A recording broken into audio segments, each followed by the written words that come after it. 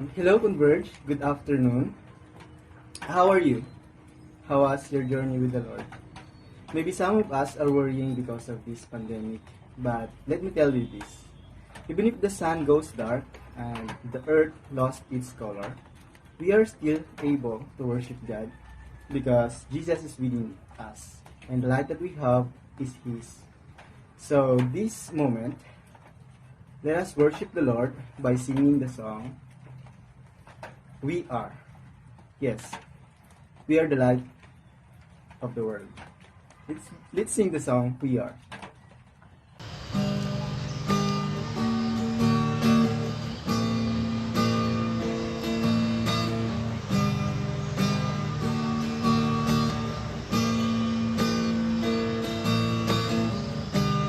Every secret, every shade, every fear, every pain, live inside the dark, but that is who we are. We are children of the day. So wake up, sleeper, lift your head. We were meant for more than this. Fight the shadows, conquer death.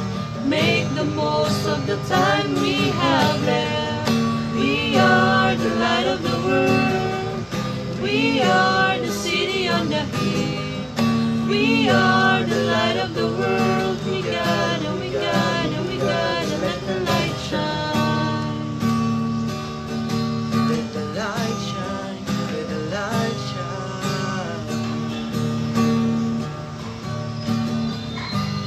We are called to spread the news, tell the world the simple truth.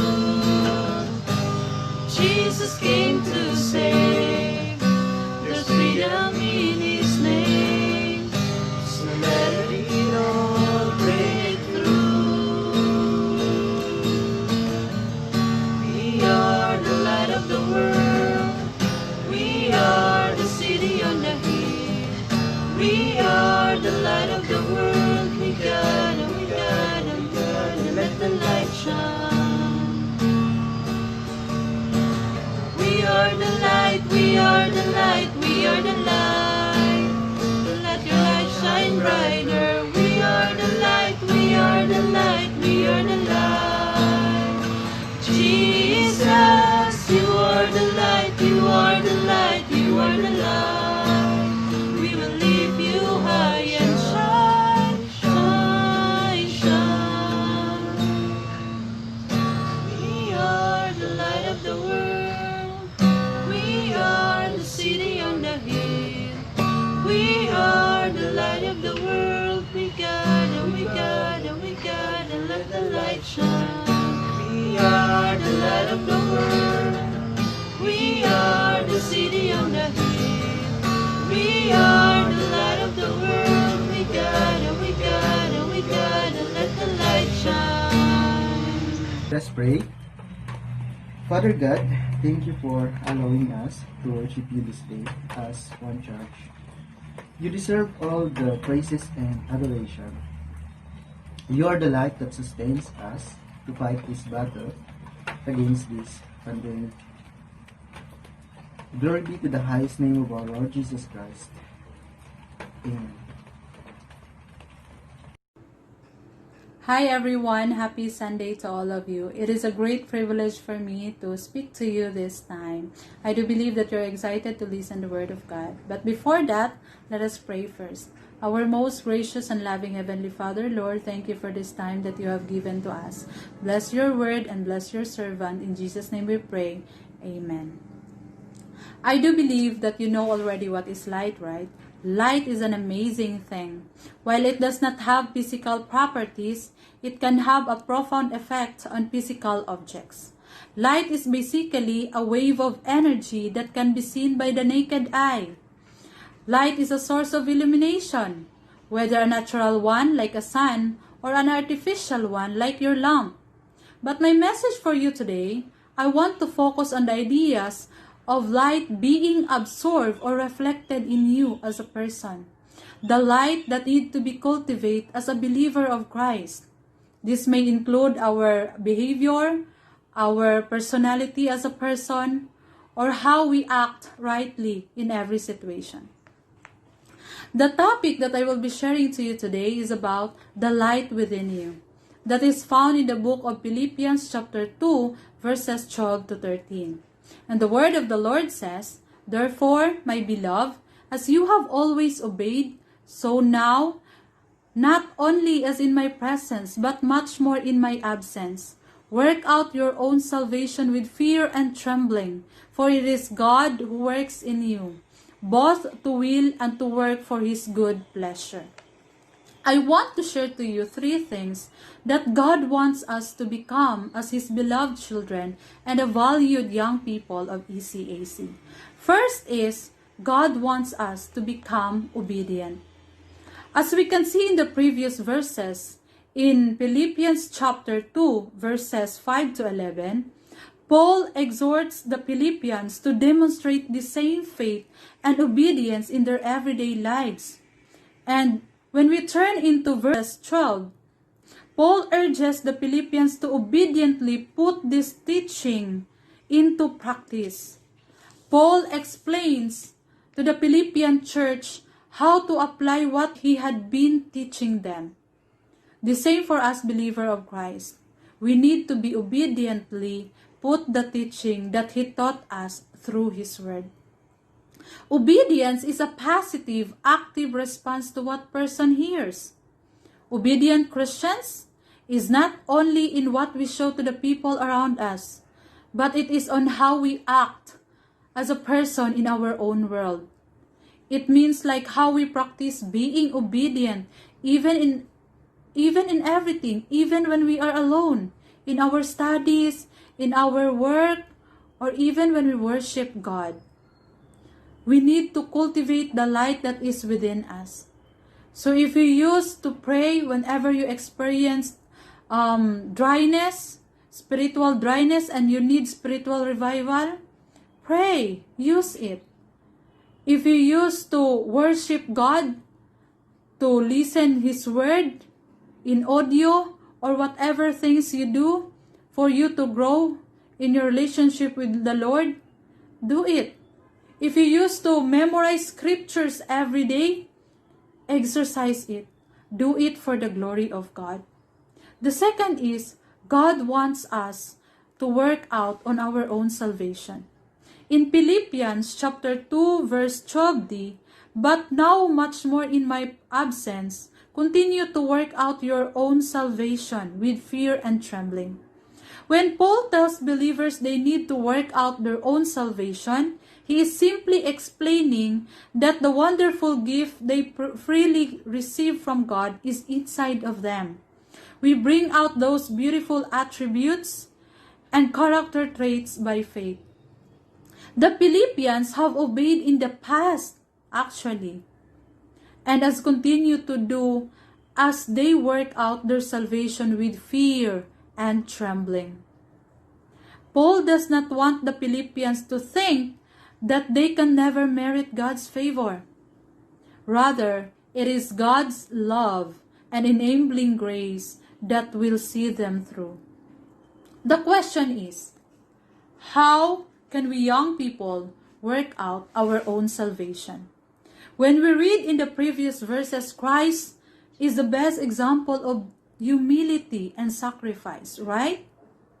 So for us to exercise our own salvation and to grow our knowledge in the Lord, we need to go back to basic.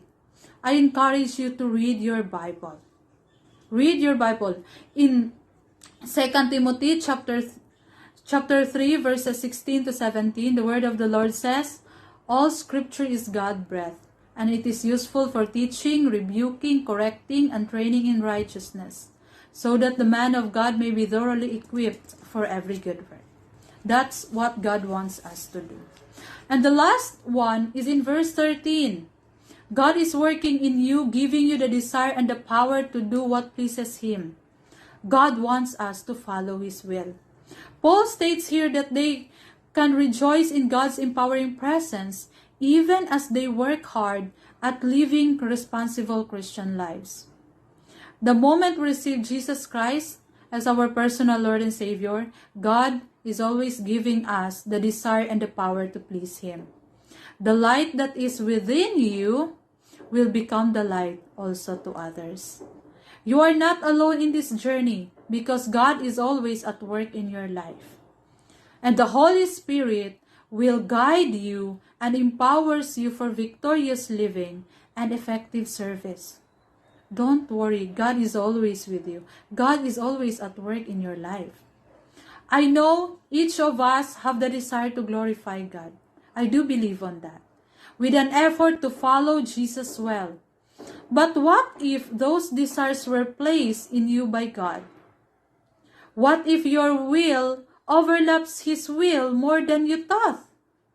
What if the plans and purposes you thought were yours were actually those of the Spirit at work within you? It is good and right to submit everything to God. And to follow Him means we submit to His leadership.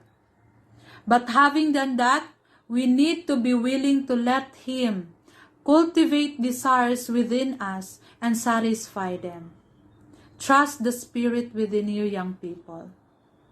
Begin to cultivate the desires, the dreams that God has put in your heart. Vet them with Him, of course, and give Him full access to rearrange them, redirect them, or whatever else He wants us to do. The light that is within you right now is God's blessing to you. Continue to what you have started. I believe that you have that inner perspective and inner desire to please God. Continue to cultivate it. Continue to pursue obedience not only in your family, not only in your parents, but above all, the God who is keep on watching you. And leave everything to God. Pursue holiness, young people. The question is, how would you use the light that is within you that could enlighten the people around you? How would you use and encourage Christians even in the midst of this pandemic? How would you use the light that is within you? Always remember that all of us, God wants us to become obedient, to work out our own salvation, and even to follow His will. God bless us all. In the pressing, you are making new wine. In the soil I now surrender. You are breaking new ground. So I yield to you and to your careful hand. When I trust you, I don't need to understand. Make me your vessel. Make me an offering. Make me whatever you want me to be. I came here with nothing but all you have given me. Jesus, bring new wine out of me.